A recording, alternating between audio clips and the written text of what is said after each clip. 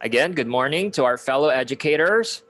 Today is the second wave of free webinars hosted by the College of Information and Communications Technology of Bulacan State University.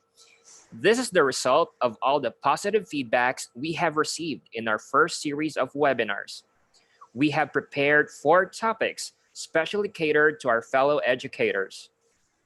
And to formally start our webinars, let us hear an inspirational message from the Chancellor of Bulacan State University Main Campus, Dr. Romeo D.C. Inasoria.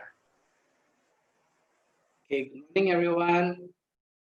Okay, welcome to this webinar, Empowering Educators Through ICT, the BulSU webinar series Wave 2.0.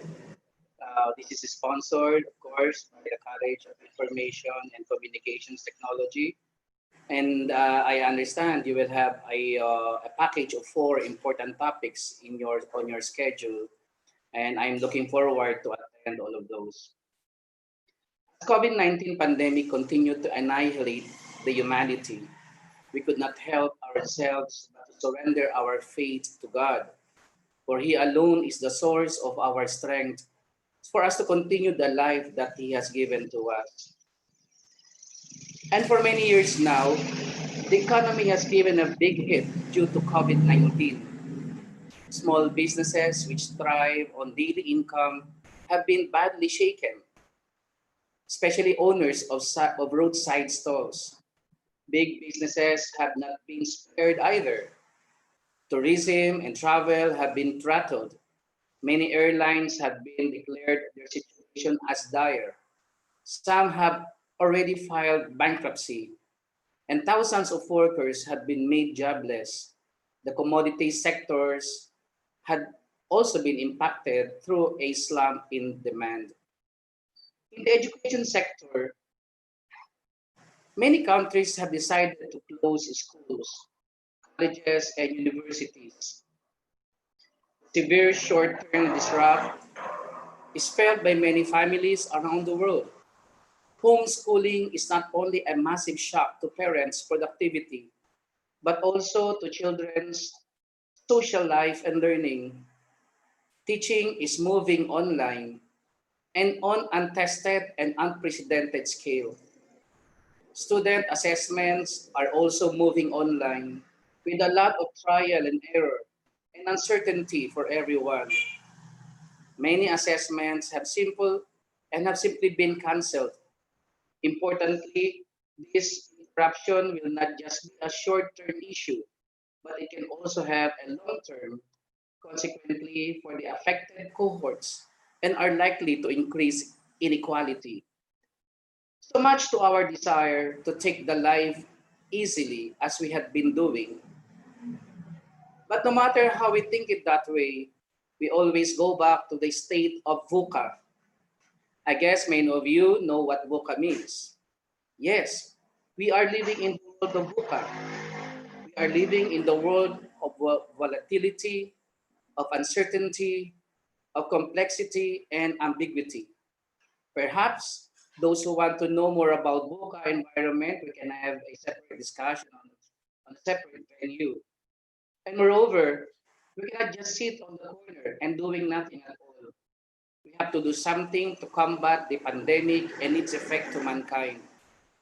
And I thank the BulSU administration, headed by our university president, Dr. Cecilia S. Navasero Gascon, with her team, the executive vice president, Dr. Chody San Andres, and the rest of the vice presidents, and my co-chancellor, and all the members of the administrative council for responding to the demands of time.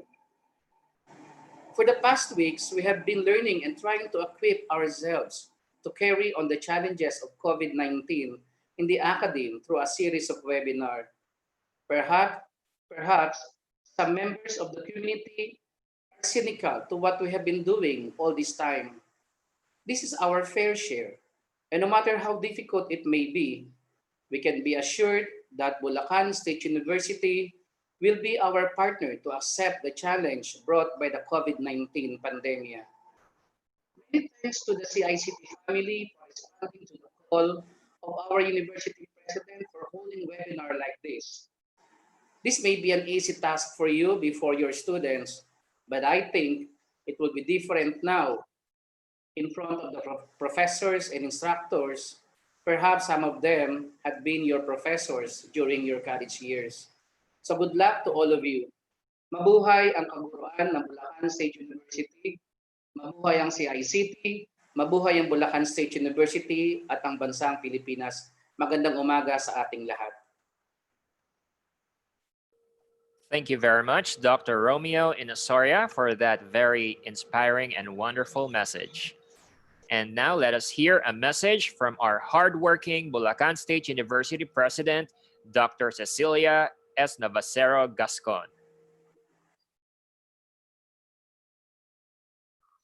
To our resources speakers in this week's webinar, Mr. Christian Mediran, Mr. Jason Maglalang, and Ms. Pritilay Abdala, to the Executive Vice President, Dr. Teody San Andres, and other Vice Presidents, Dr. Romeo Inosoria, the Chancellor for the main campus, Dr. Maria Magdalena Gatdula, the Dean of the College of Information and Communication Technology, to all the faculty members of the CICT, other officials of the university, to all the participants and other guests, a pleasant day to all. We are all aware that the government is utilizing ICT to cope to the new normal. The Department of Information and Communications Technology, in an article published by the Philippine Information Agency last June 3, 2020, states that the department will explore the potential and the role of ICT in transitioning the nation to the new normal. True to their objective, I would like to share with you that last week, the DICT gave 4 laptops, 1 printer, 1 router, and an IP camera for our mobile learning caravan project initiated by our faculty members from Hagonoy campus. This mobile learning caravan will serve as a support mechanism to all our students in the remote printed learning flexible modality. The university, in its effort to find ways to respond to the present challenges in education, conducted a series of webinars to capacitate our faculty members. And I would like to believe that so far we have been thriving and fruitful in our pursuit to fill in the possible gaps in teaching and learning during this pandemic. Commendable are the efforts of those in charge of the previous webinar series that equipped our faculty not just with the right skills but also with the right mindset and approach as we meet again our students this coming academic calendar. Consequently, this week is equally important as the CICT launched their next wave of webinar series, which focuses on how the information and communications technology can empower our faculty members. We cannot forgo the fact that, generally speaking, ICT has transformed many aspects of our lives, and this reality is here to stay. Moreover, this pandemic proves to all of us that it is a commonplace to use technology socially to communicate, collaborate, and share ideas among others. In the academe, the presence of ICT allows both the students and teachers to learn using new modalities. Digital literacy allows the faculty to provide creative options to students for better understanding of the subject matter. It is deemed important to acknowledge that teachers need professional development opportunities in order to increase their ability to use ICT for formative learning evaluations, adapted instruction, accessing online resources, and for advancing student collaboration and interaction. I would like to commend the faculty members of the CICT. Thank you for all your hard work as a technical support team for the university series of webinars. And I would like to congratulate all of you for this project, Empowering Educators Through ICT. I would like to enjoin everyone to actively listen and participate in each leg of the webinar series. Remember that we live in a knowledge economy and it is vital to have the capacity to utilize information effectively. We need to capacitate ourselves to become more competent, more innovative, and fully ready as we open the semester this September. Again, good day and enjoy learning. To God be all the glory. To our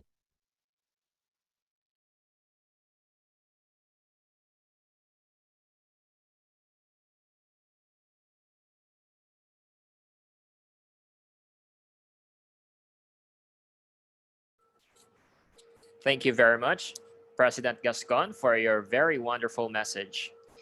And now to give us an overview of what to expect in our 3-day second wave of free webinars, fellow educators, let us all welcome the Program Chair of BSIT Program of BulSU-CICT and the overall chair of the webinar series hosted by BulSU-CICT, Dr. Raquel C. Adriano.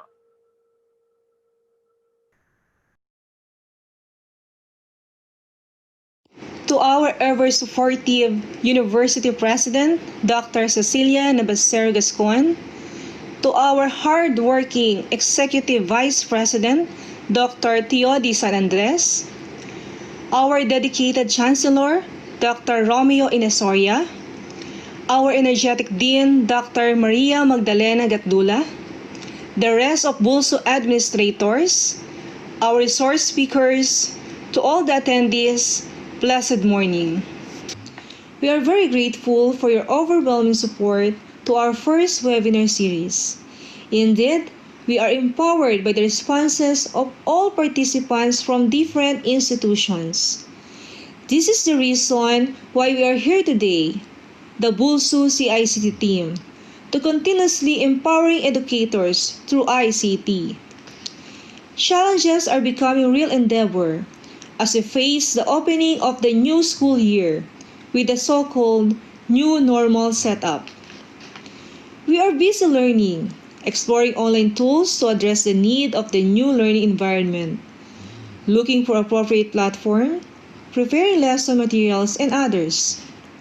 And to help you, today's webinar will be focusing on the use of multimedia integration in teaching learning process, enabling us to develop more engaging learning materials that will reinforce and strengthen online learning experience.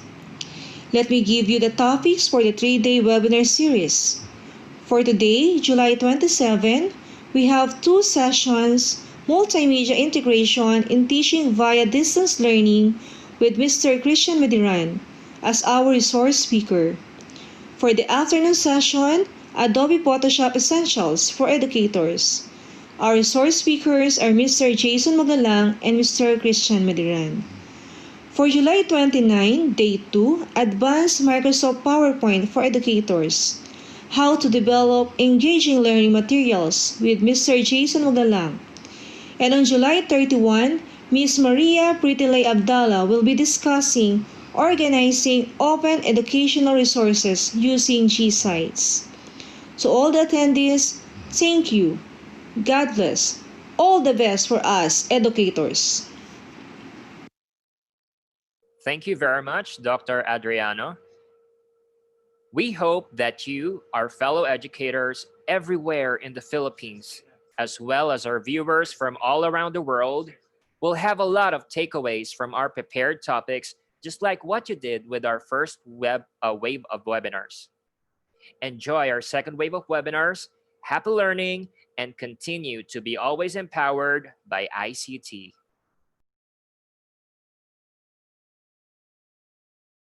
Good morning, everyone.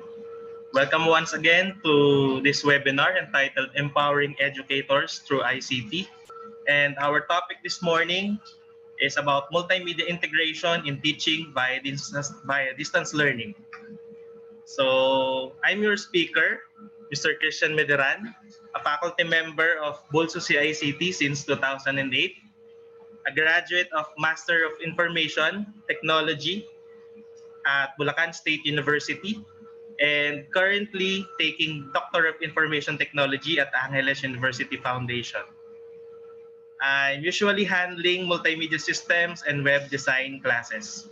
So for our objectives this morning, first is to familiarize educators to the relevant use of multimedia integration in teaching learning process applicable to blended learning or distance education. Another is to explore different media elements and look into possible innovations as they are being applied in the field of education and achieve various teaching learning goals. And lastly, to establish a suitable multimedia approach in teaching and learning that will reinforce and strengthen learning experiences as well as to attain predetermined teaching functions. So for our topic overview, first is multimedia concepts. So we're going to give some common definitions of multimedia, and after that, we're going to discuss some characteristics of multimedia. So as we describe them, we will relate it into teaching learning process or distance education. Another is types of multimedia elements. So we will explore the 5 most common multimedia elements and discuss some of its uses in education. Another is terminologies related to multimedia. So in this part, we will define some technical terms related to multimedia and associate it in teaching and learning. Another is interactive multimedia education. So we will discuss some interactive applications of multimedia in the area of education. Next is hypermedia for education. So one of the most exciting results of multimedia application that gives unique yet effective system for education. Another is multimedia contributions to education. So here we will determine some important benefits produced by multimedia in the field of education. So to begin with multimedia concepts, so we can define multimedia generally as integrated or integration or contribution of different forms of media elements to convey information. And in online learning, um, multimedia includes a broad selection of diverse media and interactive tools. For example, a simple combination of text and graphics presented to students can be considered as multimedia. And for this broad selection of diverse media, like text, images, like photos and illustrations, audio or podcast, video animations, and simulations. And for these interactive tools such as blogs, wikis, discussion forums, instant messaging or chat rooms, live voice, live video, and web conferencing or webinars like what we're doing right now are some example of interactive tools. In multimedia, we can also introduce topic in a sense that it will spark the interest and motivate learners, encouraging them to delve deeper into certain subject matter.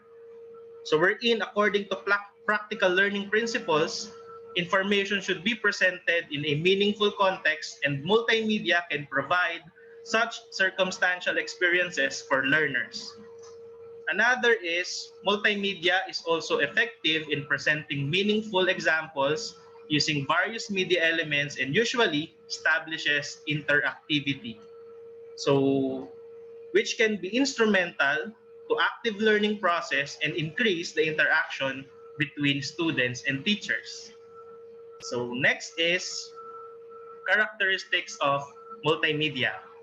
So now we're going to characterize multimedia as we try to explore its integration in teaching through online learning. So it delivers the usage of various media elements, techniques, and devices for online learning or distance education. So given the definition of multimedia a while ago, that it combines different media elements, but this variety of media should be carefully selected by educators to establish effective learning experiences for students to achieve a predetermined teaching learning objectives.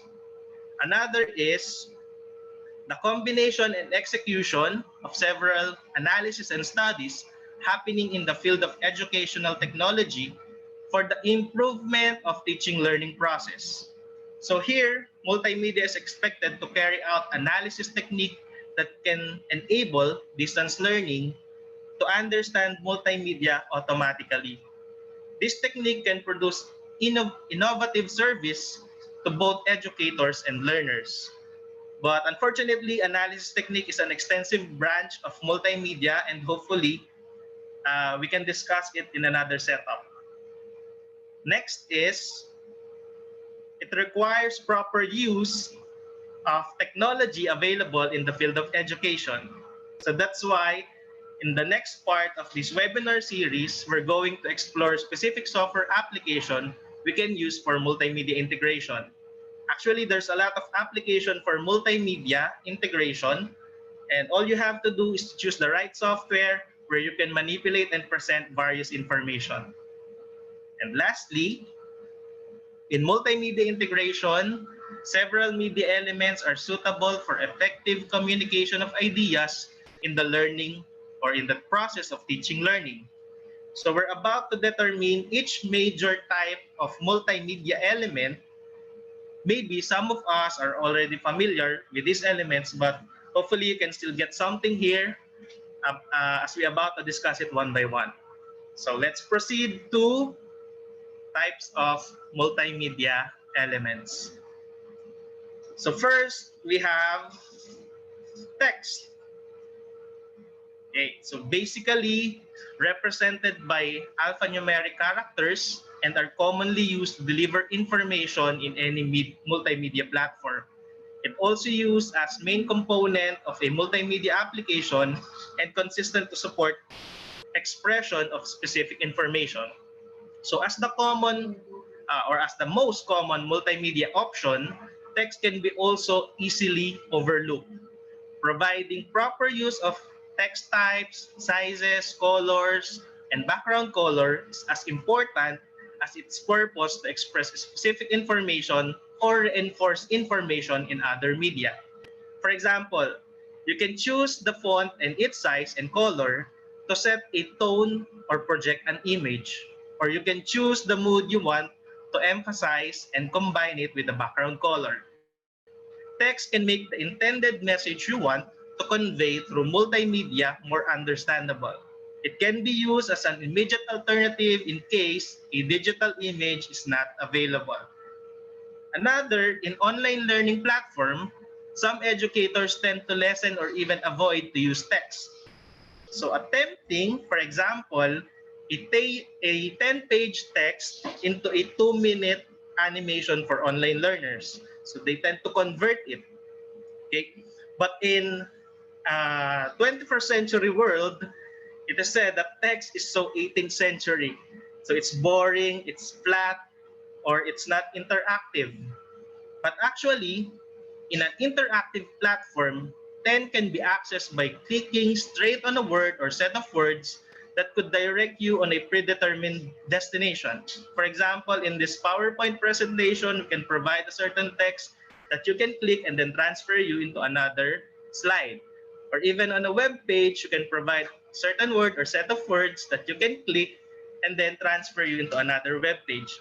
So we call them text links or hyperlinks. So we use those links, and we can say that the option in multimedia are possibly boundless. So here are some important reasons why text is required in education. Okay. So first, most of the world's accumulated and archived knowledge are in text format. So like poetry, stories, history, and discoveries are in text formats. Another reason is in the most online courses worldwide, text is dominant form of knowledge transfer. So multimedia is designed to include text, and we need to incorporate or modify text for online consumption. Another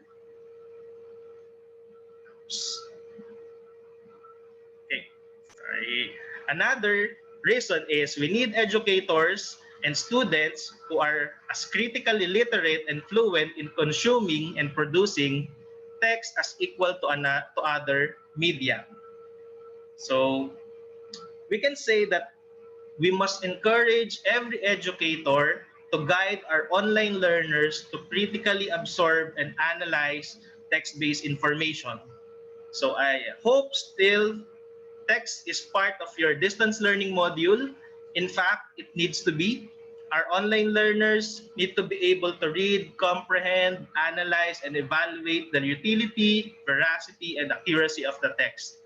So in whatever content are they using it in online platform. So another multimedia element is graphics. So it is an essential part of multimedia because humans are often visually oriented. So example of graphics are photographs, illustrations, drawings, clip art, and icons. Still or static images usually accompany text to illustrate the point or idea. So photos in a multimedia application can go beyond just decoration when we use them. In a multimedia context, graphics may consist of slideshows or galleries students can view and explore. Images may have the clickability that leads the students to other elements, such as audio or video. And like what I've mentioned earlier, so in text element, it may also trigger to direct our students to a specific landing place. So graphics may appear in many multimedia applications, providing communication through attractive visual effects, which are engaging to most students. So another definition for graphics, it provides visual component to instructional materials that can integrate or even improve written contents. So however, it is essential to use graphics to support and not to mislead written course contents. Awareness on different types of graphics and how they can be used accordingly may help educators minimize the use of visual elements to intensify various instructional materials used in distance learning. So here are some main types of graphics that can help you enrich your students' learning experience. First, we have representational. So graphics that describe or portray content that focus on the components that students should learn. So when selecting a representational graphic, the purpose is to depict the physical appearance of an object.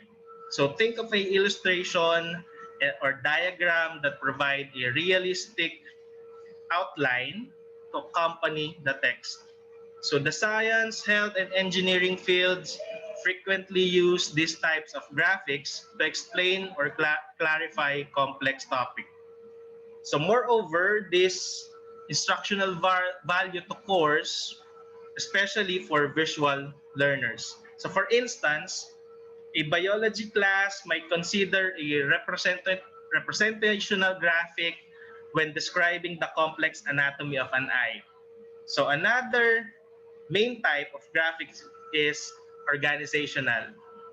So graphics that help students grasp the flow or sequence of a difficult topic.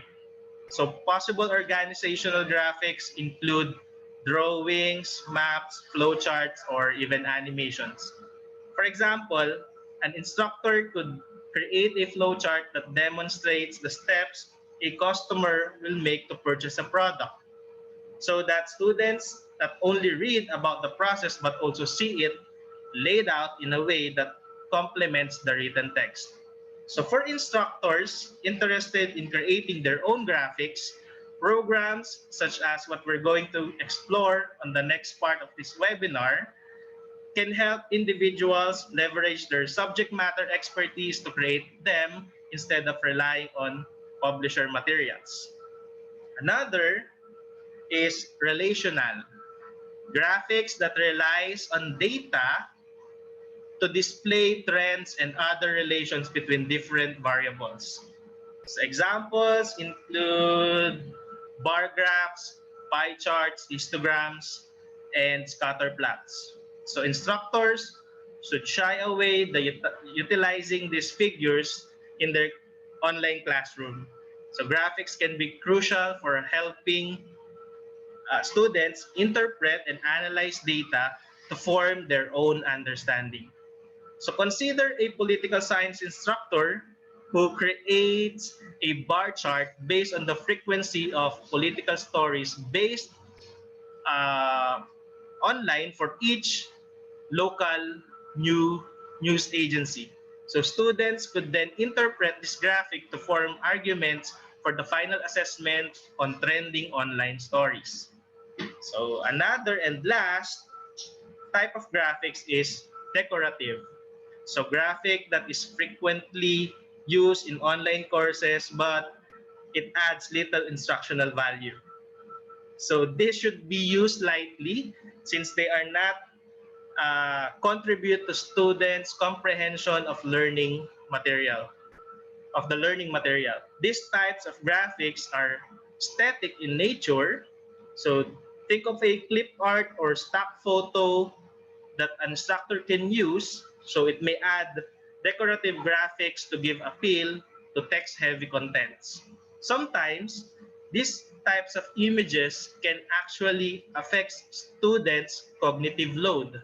So in some cases, it is much better to look plain rather than adding irrelevant or distracting graphics. So integrating graphics into online modules for learning has a lot of potential benefits and profound implications. But it doesn't come without risk. So it's also essential for educators to determine whether the graphic is free to use or protected by copyright. So by ensuring this, even your graphics may fall under fair use or copyright law, so we still have the potential to add instructional value to our online course elements. So later in this webinar series, we will discuss more deeply about graphics, and hopefully you're already registered on that webinar. So next type of multimedia element is audio. So it plays also an important role in most multimedia applications, whether it is in a form of sound effects, background music, or voiceover. Appropriate addition of sound to a digital representation or presentation can be a great way to catch students' attention and even emphasize and deliver instructions and help reinforce comprehension of the information presented. So for example, narration can be used to describe what is being seen in an image, enhancing the understanding of what the picture is all about. Featuring related music and special sound effects are also very effective multimedia application that can add to the student's experience. So some of the common digital audio formats we can use on online platform is WAV or wave audio format and MP3 or MPEG audio layer 3. Another definition for audio, it is a powerful way also to express information and subtext at the same time. So an instructor's voice can bring significant cues that help online learners in relating and retrieving information later. So here are some benefits as we integrate audio in distance learning. So first, we have context through vocal inflection. Deferring your tone or varying your speech pattern is important in online learning. So you can provide additional context to the subject matter through vocal inflection. Something that even the most effective presentation slide can accomplish. So another benefit is encourages critical thinking. So able to process content and context. So text can seem authoritative, by nature, while listening to a speaker encourages learners to process not just the content or what is being said, but also the context or how it is being said or what it implies. The third one is elicit a learner's emotion. So able to connect with the voice and set an emotional response rather than reading. So here, considering again that these emotions can be critical component of recall and retention. And lastly, accessibility. So learners with special needs usually access audio lessons easily than text. So students who have vision problems can definitely work with audio. So, but still, educators should include text transcript so learners with reduced hearing can also access your lessons.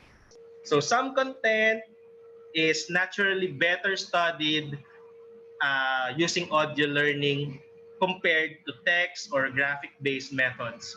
So instances like training on language skills or in interpersonal communication and other subjects where vocabulary and pronunciation play a key role are best accomplished via audio-based or audio-enhanced lessons. Okay. Next element is video. So a visual multimedia element that combines sequence of images to form moving pictures with sound. So videos are one of the main teaching resources in distance education. So there's a lot of evidence that videos hold great appeal and attract the students' attention among other types of media. So most of educators may agree that videos are more efficient in capturing and keeping the attention of students than reading materials. So another definition is an effective tool used for video classes in distance learning produces clear and dynamic way to teach and very engaging to most students. So video classes may consist of video recording of an educational content. It is increasingly used in online education institutions and even in companies that work to corporate education. Also, the quality level of this material has increased considerably. And then another definition is it's indicated as a method of interactive learning and offers many benefits for the students and contribute to an effective learning. So by this time, a segment of online education recognizes the great advantage of using video class or video classes in distance learning. So here are some good reasons why video classes is effective in distance learning. So first, it is efficient in capturing and keeping the attention of the students than reading materials. So videos are more efficient in capturing and keeping the attention of the students than any reading material. So it also able to make easier the comprehension of a complex concept. So through video demonstration, this tool is able to make easier the comprehension of any subject matter. So it also creates a greater commitment on the part of the students, so contributing to the debate and assimilation of a subject matter.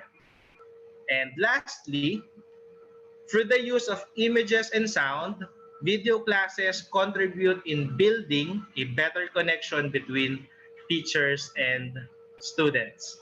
So the use of video classes in distance learning provides a lot of benefits to students and produces effective learning. So lastly, video is a trend and will continue its demand along with some resources for online learning and distance education. So next multimedia element is animation. So in animation, it is a process of making a static image look like it's moving and can be categorized into two broad areas. We have two-dimensional and three-dimensional animations. So these are objects that usually put into various situations or positions and have movement on the screen, just like what you're seeing in this slide. So movements like spinning and flying across the screen are some of the basic examples of animation. So since animation usually involve graphics, they are highly dependent upon the size and file type of the graphic that are being animated. We also define it as a training medium offers exciting possibilities for meeting the needs of 21st century learners and can significantly enhance student learning if properly designed and implemented. We all know that educators are always finding new and better ways to teach their students. So research confirms that if students are having fun, they tend to learn better. So it's even significantly proven that retention of information is higher when it is communicated using both visual and verbal. So as a result, we can say that uh, animation is very useful in distance education. So we have two main roles of animation in learning. So current educational use of animation suggests this. So in the first role, we have the cognitive function. So intended to support students' cognitive processes that ultimately result in them understanding the subject matter. So in this role, animations are can be used to make very exciting and fun concepts or contents into which education and training can easily be incorporated. So instructors can also use animation to demonstrate things and concepts visually and exactly how they want, since they have the control in every aspect of the animation. It can be used also to show how things come together and work together. So in science, for example, the computer animation might be used to show how how our solar system works, and even in math, a computer animation might show a student how one can algebraically manipulate specific equation. Or other subjects such as English, foreign language, music are also uh, effective in using this kind of element. So although another role is effective learning tool, so it is somewhat separate on facilitating comprehension of any academic subject matter itself, and otherwise provides engaging activities that are interactive, creative, fun, and motivational. So most students are fascinated by animation and animated stories, and they enjoy the opportunity to control or even create their own. So we can say that there's a tremendous innovative potential for animation. And integrating them in on lessons and activities offers the possibility of hitting this potential to meet a range of educational objectives.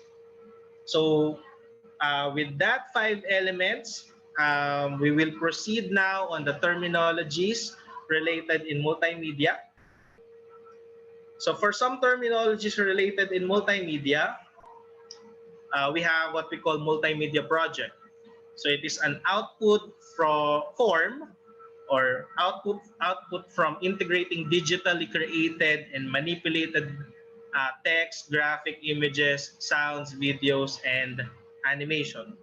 So in distance learning, A multimedia project can be an enhanced lesson outline created by the instructor using an application, like even MS Word or PowerPoint.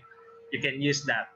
Or an activity assigned to students, allowing them to exhibit their understanding of a topic or lesson in a variety of ways and providing them the opportunity to explain their work and ideas to others. So, in addition to that content, knowledge and skill development is also a part of this multimedia project, creating multimedia and offers learners and educators to work collaboratively as they engage in multiple modalities of teaching learning process and reflective thinking. So another terminology is multimedia developers. So they are the people who are responsible for creating and manipulating multimedia projects.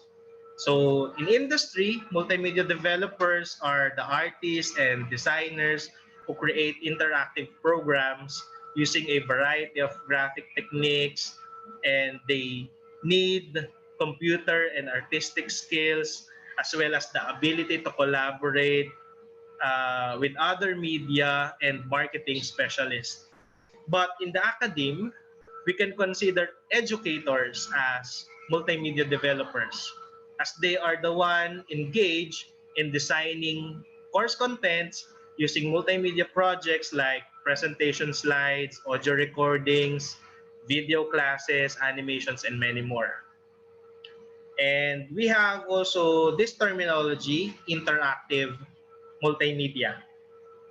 So interactive multimedia is a multimedia project where the end users are allowed to control and manipulate elements within it. So they can be used to deliver learning and teaching experiences where learning materials turn to be visualized easily and even simplify broad and complex contents and may produce simulated real-life scenarios. So on the next slide, we will elaborate more about interactive multimedia since the term is in demand for distance learning. So another term is what we call hypermedia. So HyperMedia is a multimedia project that can be referred as interactive multimedia at the same time, but it has the capability of providing the end user to navigate through linked elements. So it is described as the combination of hypertext and multimedia, wherein hypertext deals with a nonlinear, non-sequential method of displaying and organizing text, which was intended to enable users to access information from a text in ways that are most meaningful for them. So like interactive multimedia, hypermedia is also relevant in distance learning, and we will give more details on that in the following slides. So next, let's proceed with interactive multimedia in education. So we can say that combining multimedia elements and integrating them into modules or to modules which will empowers the learners and interact and control a certain environment such as simulations and interactive quizzes. So because of the current situation in education system, it is expected that there will be an increase in the development and use of interactive media, particularly in teaching learning process through the delivery of blended and online courses. So it also produces positive impact on learning and promotes deep understanding by actively engaging students in the learning process, communicating various learning styles and modalities, and prove to bring out the highest rate of information retention, leading to much shorter learning time. So interactive multimedia has a lot of promising benefits in the delivery of learning, especially for blended and online setup. Its development and application can definitely enhance the teaching learning experiences and could become necessary in the education system of our country. And lastly, we can say that interactive multimedia enables students to learn by viewing, learn by doing, and learn by coaching. Okay. So another is it can be used also to support learning activities either as direct replacement for fully online education or a supplement for blended learning, the traditional face-to-face delivery of teaching and learning experiences. Okay, next is hypermedia for education. So for hypermedia, information is divided into several small information blocks which are interrelated by chain to create, edit, and link different pieces of information. So actually, hypermedia refers to organize and handle media elements and other multimedia information by means of hypertext, which results to the integration of many kinds of media messages. We can also say that hypermedia enables learners to successfully integrate new knowledge into their original knowledge bases so that learners become decision makers in information processing. Also, hypermedia is characterized the uniqueness of information presentation. And also, utilization of hypermedia for education can give favorable advantages in teaching. Okay. And for hypermedia in teaching, we can say that uh, these things can be useful if we're going to use it, like rich storage of hypermedia teaching resources. So a wealth of electronic lesson plans and courseware created in hypermedia teaching system. So hypermedia allows educators to collect great deal of information in various formats and elements, and it is stored in an extremely intensive form. So lively electronic materials, lessons, and even courseware are formed through hypermedia teaching network. So these resources includes the availability of every media element and connected with each other through the invisible chain to form a complete resource system.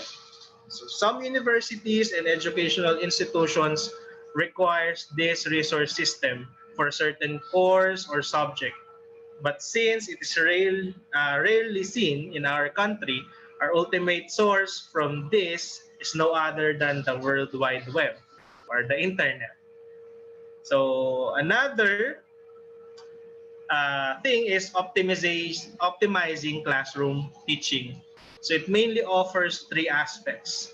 Number one is individual instruction. So these are electronic resources shown and given to students using the combination of various elements. So examples are electronic documents, recordings, and even again coursewares. And the number two is different step teaching. So it uses a network to establish communication between teachers and students, usually via online learning platforms to achieve the objectives of teaching.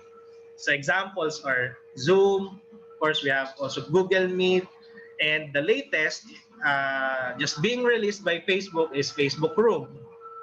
Okay, and number three, we have collaborative approach of learning.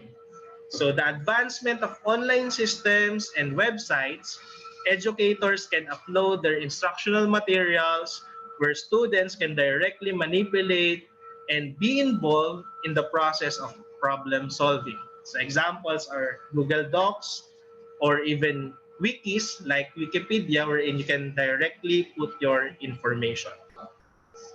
And then number three is featuring simulated teaching. So by means of cyber media coupled with virtual reality technologies, this feature has spread to all areas of educational technology. So in this application of hypermedia, instructors can just observe while students control and experiment steps by operating a simulated system.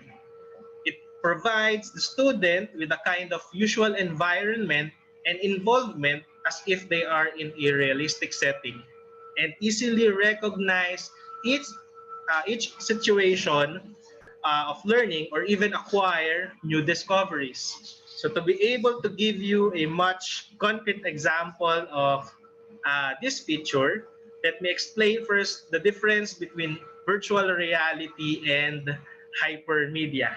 So since hypermedia is trying to uh, create a suitable model for educators and students experience, and in that instance, it can be in a form of virtual reality. So the typical mouse, keyboard, monitor setup is not that conducive as other virtual reality interfaces to create the feeling of actuality. So that's why the flexibility of hypermedia is a promising development platform that complements with virtual reality designs to produce significant technologies in education, mostly applied to safety critical training in areas like aviation, healthcare, engineering, and many more. Okay, so next is for multimedia contributions to education. So deeper understanding is one of the contribution of multimedia to education. It takes advantage of the brain's ability to make connections between verbal and visual representation of content, leading to a deeper understanding, which which in turn supports the transfer of learning to other situations. So all of these are equally important to distance learning as well as preparing our students to acquire critical thinking and collaborative skills. Another contribution is improved problem solving. So under this, we can say a large percentage of the human brain dictates itself to visual processing, wherein multimedia applications are greatly used. So these circumstances, even in online learning environment, student attention and retention increase as well as identify and solve problems more easily compared to the typical scenario where learning is acquired through traditional teaching aids. And number three, increase positive emotions. So using multimedia during instructions impact the student's mood during learning process. So according to psychologist Barbara Fredrickson, experiencing positive emotions makes people see more possibilities in their lives. So we all know that there's a huge emotional impact for students because of this pandemic. That's why aside from information, online learning materials should be established in a positive attitude so that students can learn better and tend to be more proactive. And number four, access to vast variety of information. Uh, we can say that with technology, students are better equipped than ever to search and find information they need. So actually, a study revealed that 95% of students who have internet access use it to search for online information. That's why multimedia enables distance learning wherein sharing of information and class discussion can be done in a more convenient way and access information conveniently. And lastly, we have world exploration. So through multimedia, students can explore and learn about places they would never been to. So in a geography class, students can explore different cities of the world, the tallest mountains, and the most dangerous jungles without actually going there. So in a biology class also, the dissection of rare animals and different habitats explorations are like a walk in a park for students benefiting of a multimedia learning environment. And for that, we can now give our conclusion. So I do hope that you get something about multimedia in education. And we can now say that multimedia integration requires the use of various media, devices, and techniques available to effectively and appropriately carry the needed communication of ideas in teaching via distance learning. Also, we can say that multimedia integration has become necessary in the field of education for the reason that it is able to facilitate the task in achieving desired teaching learning goals aside from its demand on blended learning or distance education. And lastly, multimedia approach in terms of materials, methods, and techniques brings life in the process of teaching learning, particularly in the application of interactive multimedia and hypermedia. So it also enhances learners' understanding through simulations, assist and equip educators in accomplishing teaching functions using cybermedia